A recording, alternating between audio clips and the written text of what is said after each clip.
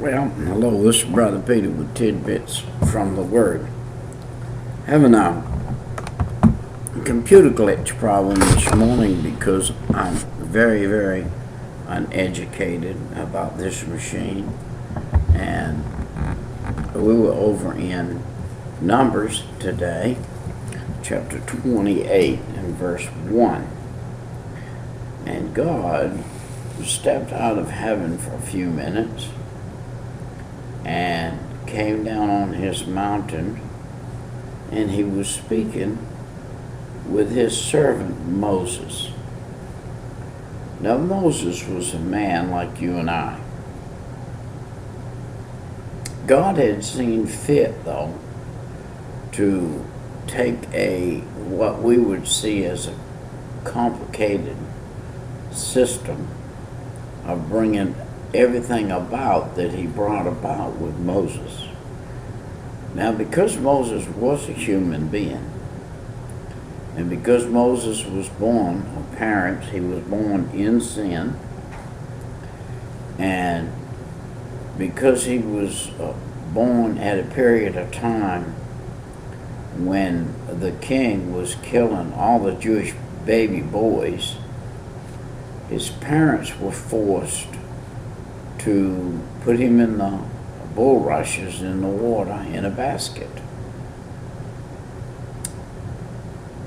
But he had a sister who had very good sense. And she said to her mama, let's put him where the princess or the queen will find him. And so when he comes out of the bulrushes, he will, the current will bring him around to where the queen, when she's bathing in the water, will find him. And so the mother did what his sister had requested. And so here Moses gets picked up by the queen. She looks on him. He's a goodly looking baby. And she says, I'm going to keep this one. And she keeps him. And she knows he's a male, but she does keep him, even though her husband's the one that put the decree out. And she takes him to the palace, and she raises him like her son. Now, he is not her son. He is like her son. But he is not her son. He is not the son of the Pharaoh. Actually, the truth of the matter is, Moses was like a picture of the Son of God coming on the scene, and how he was brought up, and then he was rejected by the people. The Lord said to Moses, I'm going to make you the deliverer of the people. But then Moses was rejected by the people.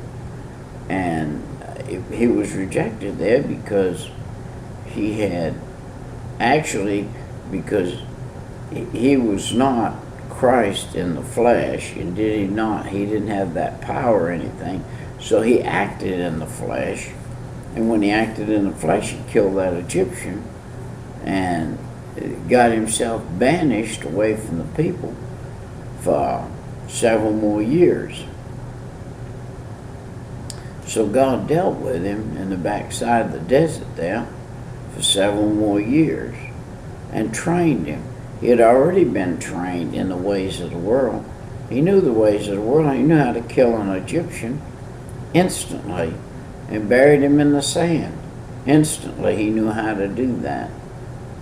What he didn't know is that he had an audience. And the reason he had an audience is it wasn't his time yet. He had come a little before his time. And God also knew another thing, that he needed a training. He needed to be trained in obedience to God. He had been trained in obedience to men, but he had to be trained in obedience to God.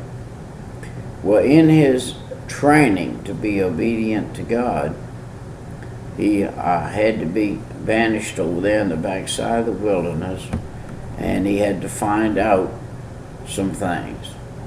And he had to learn to be humble.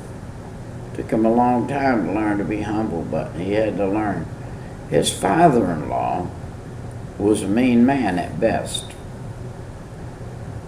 His father-in-law was a man of trickery, a man that was fixing to believe. He believed. His father-in-law, Jethro, believed he was going to come out on the top by treating Moses like he did. But in fact, he was not going to come out on the top. But we do know that he was around when Moses did come out of the wilderness. We do know that he was around when Moses had about 2.5 million children of Israel out there.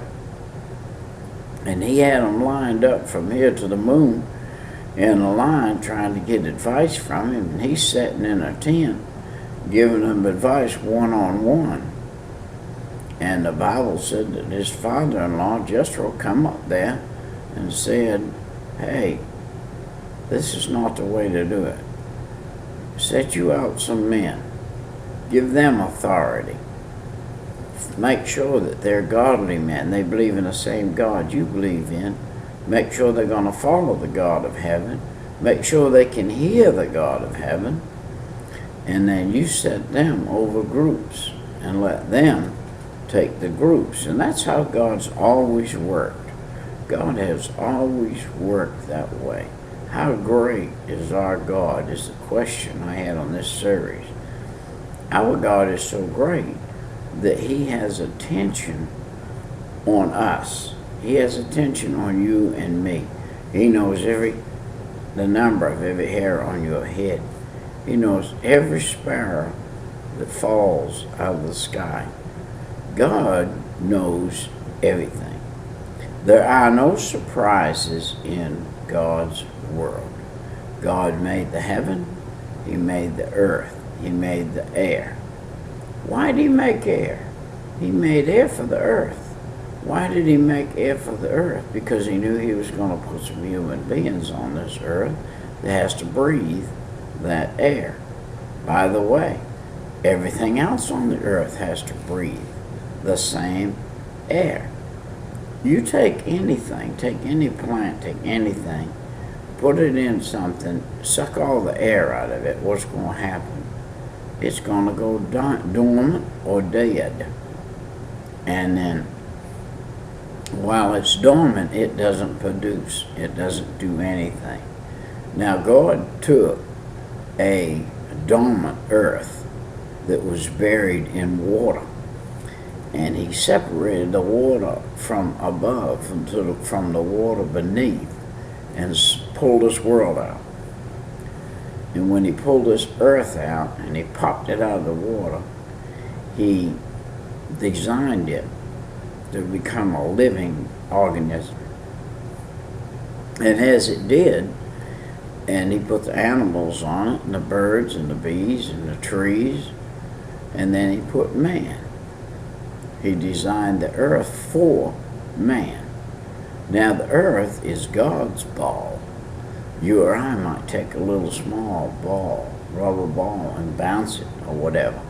And we claim that ball. We might take an oblong ball, which is called a football, and we might kick it around and we might do things with it. But God took this earth and he didn't kick it around, but he moved it around, he formed it, and he pressed it in it. He made the valleys for the rivers. He made the peaks of the mountains to sustain the earth. If you'll think about it, without the peaks of the mountains, we'd have no fresh water.